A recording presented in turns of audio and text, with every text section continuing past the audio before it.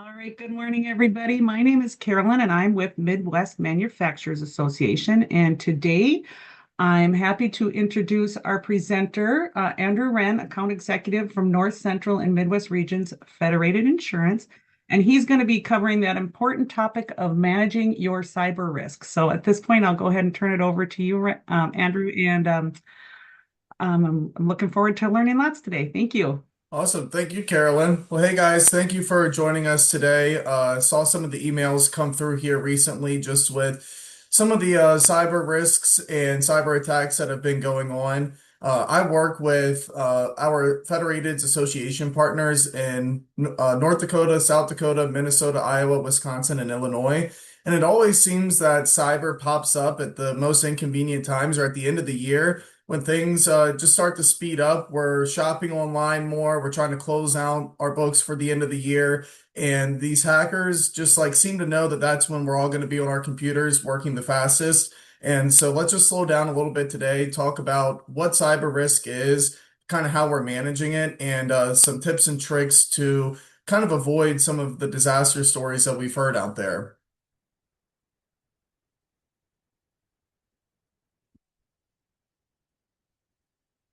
And so 75% of cyber attacks are on companies making less than 50 million in revenue, which falls into a lot of small businesses that Federated works with and that the association is comprised of. But really only 14% of businesses, small businesses out there have a cybersecurity plan in place, ready to go should something happen. And so the anatomy of a cyber event, pretty much it starts with the million-dollar question. How secure is the data that our business maintains or that our business stores? So we're going to talk a little bit about whose data is it? Is it our employees' records that we have on file? Is it client information that we're keeping, proprietary designs that we're working off of, or the business's own data? And then some of the types of personal data that we see out there are social security numbers, date of births, driver's license information, payroll data, insurance information. So as we go through this presentation, that's just some of the types of personal data and whose data we're really talking about here. And so then where is this data being stored at? Is it paper records? Is it electronic records? And who has access? Is it any employee? Is it certain employees on the management level, third parties? Kind of go through, ask yourself, where are we keeping these records? Who has access to them? Do we like where we're keeping them? Are they secure here? Do we like who has access to them? Or should we kind of restrict the amount of people who have access to this information?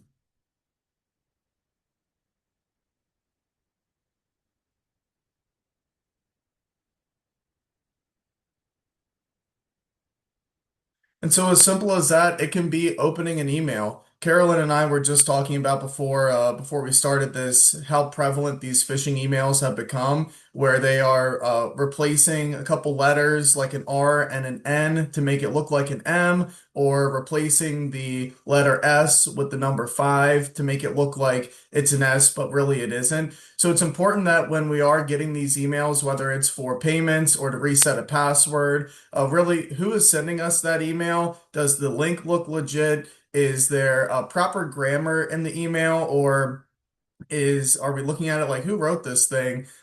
Is there a really short timeline on it? Is it like, hey, click this link, we need your payment by tomorrow or in 2 days? Most of the time, it's really not that quick, and those are just a few things that we can spot out and see, hey, maybe this isn't a legit request here. As we go through this presentation, we'll talk about it, but it's important that even if everybody on this call knows about it, do our employees know about it? Does everybody who has access to a business computer or business data know about this?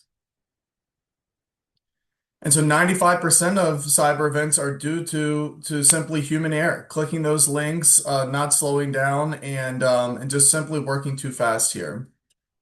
Cybersecurity today and how safe people's passwords are. What is one of your online passwords currently? It is my dog's name and the year I graduated from high school. Oh, what kind of dog do you have? I have a Chihuahua Papillon, And what's its name? Jameson. Jameson. And where'd you go to school? I went to school back in Greensburg, Pennsylvania. What school? Hempfield Area Senior High School Oh, when did you graduate? in 2009. Oh, great. It's like my cat's name and then just like a random number. Okay. And so you had this cat for a while? Yeah, she's my childhood pet. Aw. And what's her name? Her name is Jolie. Jolie. So like a password of yours would be Jolie and then a number. Yeah. Like number 1. Like my birthday. Oh, when is your birthday? June 12th.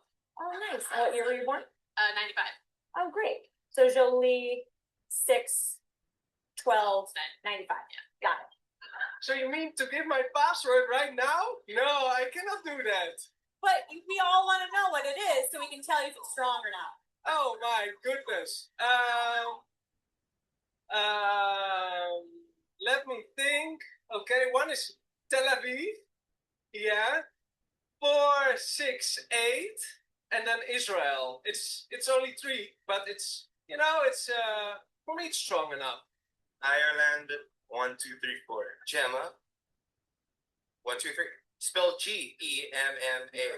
Well, most of them are in Italian. Oh, beautiful. Yeah, Like so what? Like what's a good Italian password? my grandma's name, What's your grandma's name? Maria. Maria.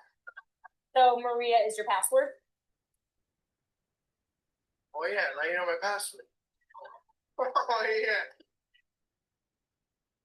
It's just a little bit of humor there, but goes to show why 95% of those cyber attacks are due to human error. It's kind of crazy what some people will say out there on the streets. But what happens next? So let's say that there is a cyber event, somebody or an entity got in and hacked you guys. What are the next steps? What comes after that? So really, there's a list here. Most important thing is loss of business reputation, because we have to send out those notifications to everybody saying, hey, your information, your personal data, your personal information could be corrupted right here, and it happened from our business. That is a legal letter that has to be sent out. But then on top of that, your business operation could shut down due to ransom or just lack of a computer system there. Are there investigation costs that are incurred? Costs to recreate information and the time that it takes to recreate that information, the notification costs, lawsuits and fines. I mean, it's a nasty thing after it happens, and it's very complex, should we say. That's why it's important to have a plan in place and kind of know some cybersecurity best practices. So the first part about what we're going to be going through is just going to be knowing about it, the scale or the size in which the data that we're storing is. Then do we have a plan for if things start to go bad, if there's a hack?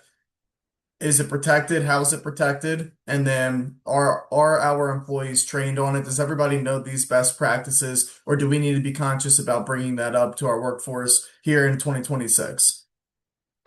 So really knowing about it, who, what, where, and why, the inventory and track all your devices, objects where sensitive data is received and stored. So if there's any type of critical equipment or instruments like an iPad or a cell phone that leaves the business premises that still has business data on it, what type of information is being collected at each entry point? Where do we keep that information? Who has access to it? Is there multi-factor authentication? So let's kind of like take a look and see, what are we actually storing? What's that data that we're talking about? And then what's the scale of it? So how much of it do we have storing? If we don't need it, don't ask for it, don't store it. So social security numbers, only for required purposes. I would not be keeping those on file if you don't need them.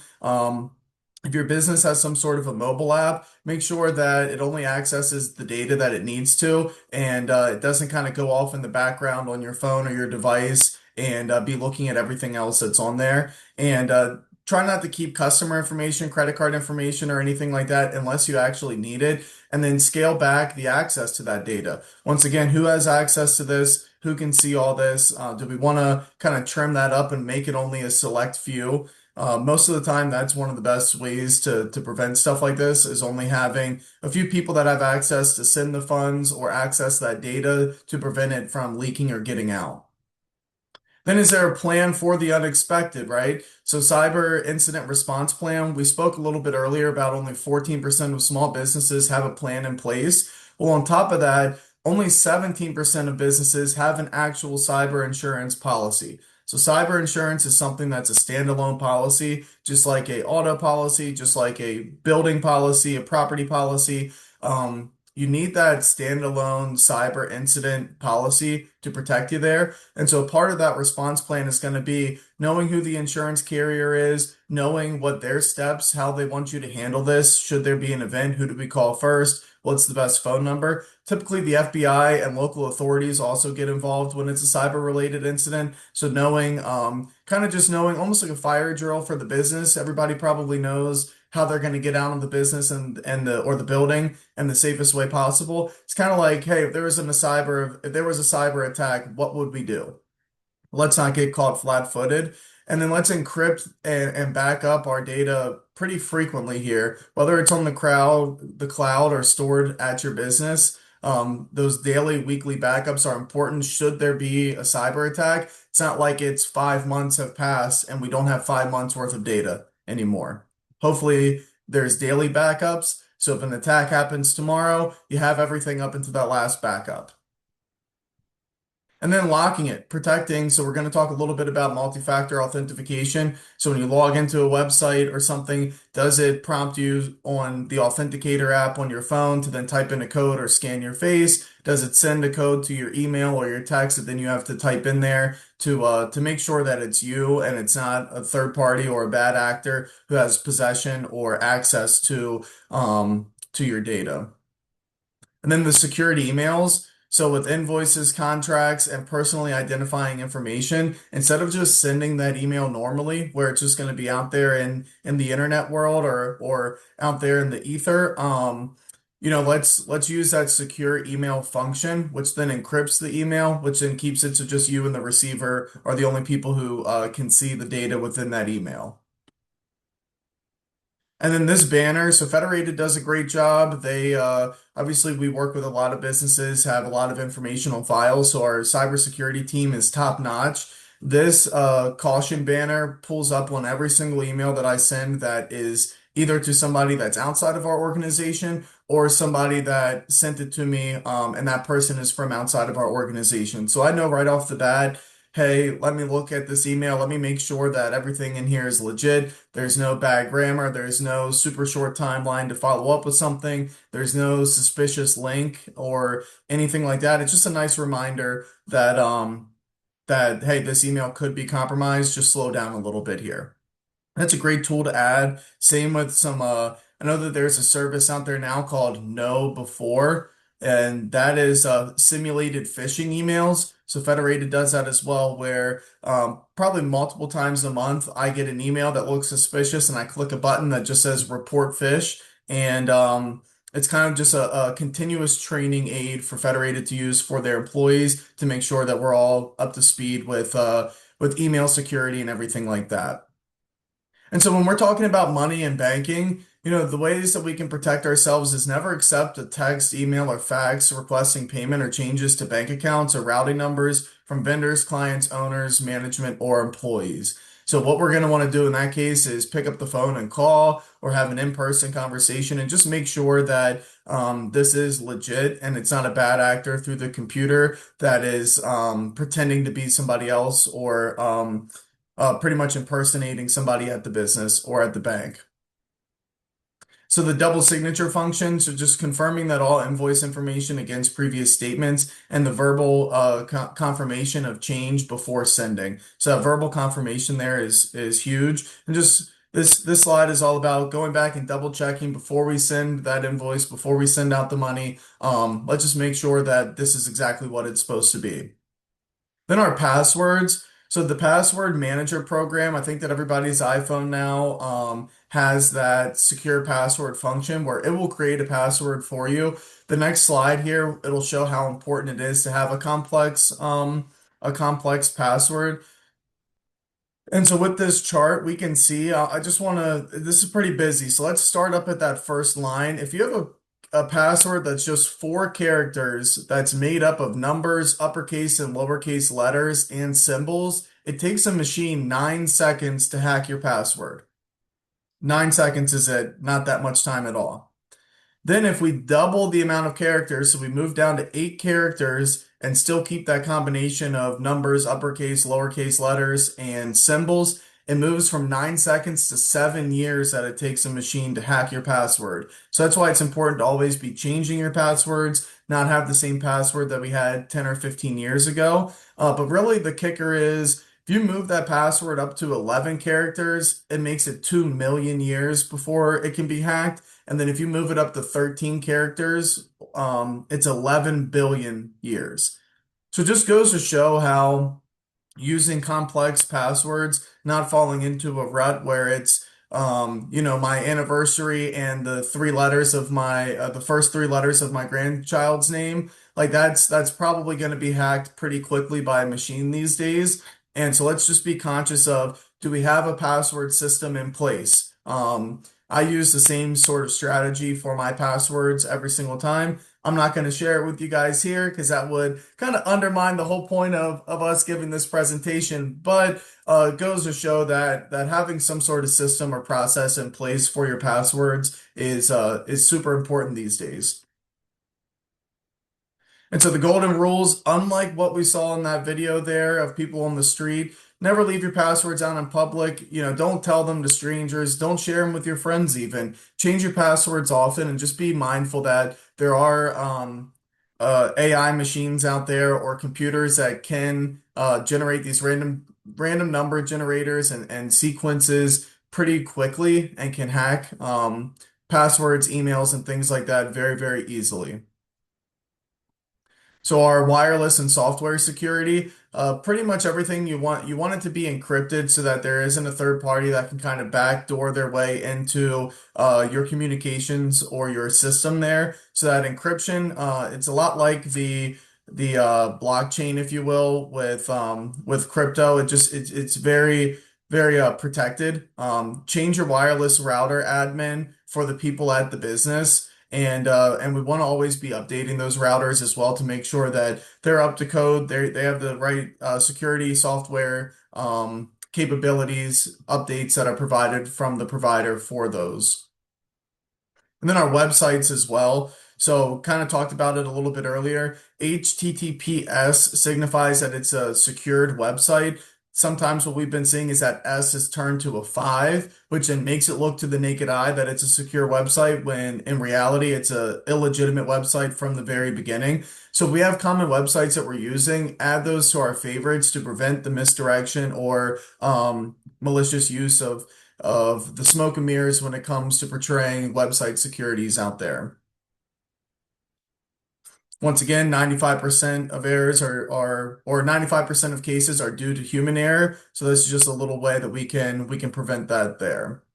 And then the last piece is going to be training our employees. Do our employees know about our cybersecurity standards here at the business? It's our job to educate everybody, just like it is with that fire drill or harassment discrimination or safe driving, whatever it may be. People have to know about it. We have to continuously be bringing it up and stay informed with the changes. Feel like the technology sector has gone crazy over the past couple of years. I don't think that that's going to stop. So it's really a lot of the onus is on us to stay informed and stay mindful about what's going on, and then just don't get lazy with our process and always repeat it. When I do a lot of safe driving presentations, I say the same thing. We drive so often that we lose sight in really how dangerous what we're doing is. I think the same thing can be said for our actions on the computer. We're on the computer for 8 hours a day, clicking this link, that link to this file over here. And it's really important that we slow down and realize how one wrong click can really screw some things up. And so then we talked a little bit about, businesses have 14% of businesses having a response plan in place, but then only 17% of businesses having an actual cyber policy in place. The intricate things about these cyber policies is that you have to do certain things on a day-to-day basis to qualify for the program, which is mostly it starts out with a written cyber event response plan. The insurance carriers just want to see like, hey, is this business mindful of the cyber risks that are out there? And do they have a plan should something happen? Are they using multi-factor authentication? Is data being backed up on a consistent, pretty frequently basis? Are we protecting our remote desktops as well? And then it ends with employee cyber awareness training. So back to that piece that we just spoke about, always being mindful and always educating our workforce on this. So if we are going to go out there and get a cyber policy, which I do recommend everybody does, just know that there are some things that have to be done on the day-to-day to qualify for that. Should there be an event, most likely the insurance carrier is going to come back and ask for this list of items first. And then if we can't provide this list of items, that's where sometimes claims aren't paid, or it's a more difficult situation for the business to go through. And so some additional resources, Federated here. We're just a commercial insurance carrier focused in about 12 different industries. The machine and manufacturing industry is one of them. So part of it is we have a risk management resource center that their contact information is here on the screen. For our Federated policyholders, we have a MyShield client portal that has a lot of information and resources on it, but then a local marketing rep for Federated. So Federated, it's a little bit different. Your local agent can't access the Federated policy. Federated reps can't access the same policies that your agent can. So if you do want help with this, you want to take a look at something different, we'd love to help you out with this. Federated also puts on 2.5-day risk management academies in our home office, which is in Owatonna, Minnesota. I will get the invite flyer sent out to Carolyn so that she can share that with you all. But anybody's welcome to join. Like I said, it's 2.5 days. I'm happy to share any details with you. But if you want to learn a little bit more, that's what we have on the books for you, and would love to be a part of that process with you. So thank you for being here today, taking time out of your day to focus on the cyber risks and everything that's going on. And only really going to get worse from here, or not worse, but just more. I guess the computers and everything are going to get more smart and more quick. So it means that we just have to be a little bit more mindful of it and bring it to the center of attention more often than we have in the past. So I'm going to open up the floor to questions now. I'm going to try to see if there's anything in the chat here, but if not, you guys fire away and ask me any questions that come to mind.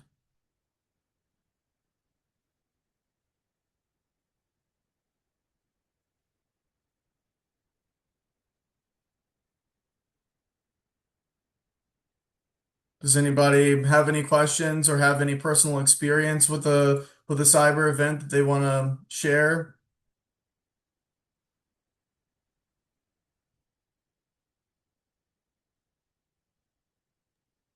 All right. I know it's back to me. I don't have any, but I just want to let people know you can turn your microphones on or your cameras at any time if you have a question. There, we've got one. How much cyber insurance should a manufacturer carry? That is a specific or really case by case basis. What I would say is, what is the amount in an account that if a hacker got in or requested from a subordinate that they could send, what is the most? So is there $250,000 in that bank account? If so, then probably $250,000 cyber policy. Really, I don't think that there's much cost discrepancy in premium wise between $1 million policy and a $500,000 policy. And it's just one of those things where the more the merrier. So I would say bare minimum, what's the most amount in an account that somebody could transfer or have access to? And then from there, I think that $1 million limit probably don't need much more than that. But you could, that's just going to be in a very case by case basis, proprietary designs and things like that. Then once hacked, how many companies end up paying the bribe requested? 10% to 100%. So that is a really good question. I wish that I knew the percentage breakdown with Federated. We try not to pay that ransom. So that's why in our cyber policies and everything, we really help people kind of do those day-to-day tasks that help prevent these hacks from happening. Typically, with the combination between your tech provider and then the insurance company, try to get that where we don't really need to pay that ransom. But then that kind of goes back to How often were things backed up? Are we looking to get information from yesterday and we can kind of negate this, or do they have 6 months or a year's worth of data and we don't really have leverage in this situation? So that's kind of the things to think about from that end. But typically the goal is to not pay a ransom and get everything back, obviously. If a vendor or customer gets hacked and they let you know your information might have been shared, what should you do to protect your company? So right there, I would just send out a blast and let everybody at the company know, like, hey, this is what happened with one of our vendors. I would go in and I would then start to change your passwords. I would then put on a like kind of a flag or a notice to the people who have access to sending money and saying, hey, before any money is sent or anything, this is what's going on. We could be a potential target for computer funds transfer fraud, is what that's called. And so let's just slow down. Let's have two sets of eyes, look at every invoice and everything. That's kind of what I would do.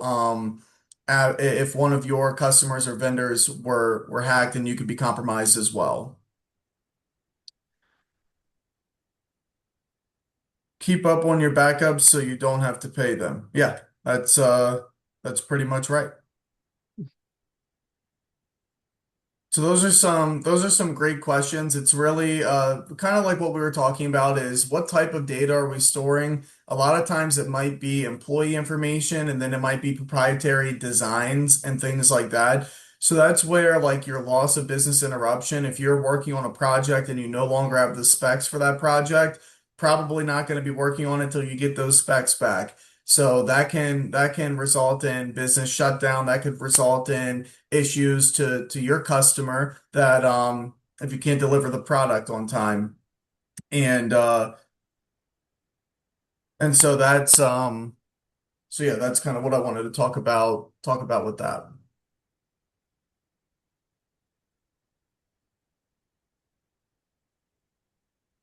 All right, anyone else?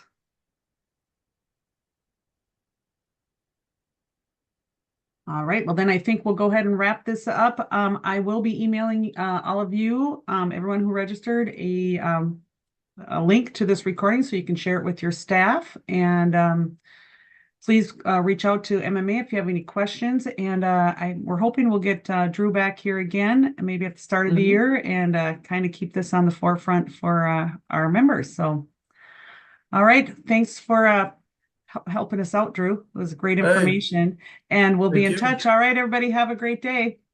All righty, take care. Thank you. Bye.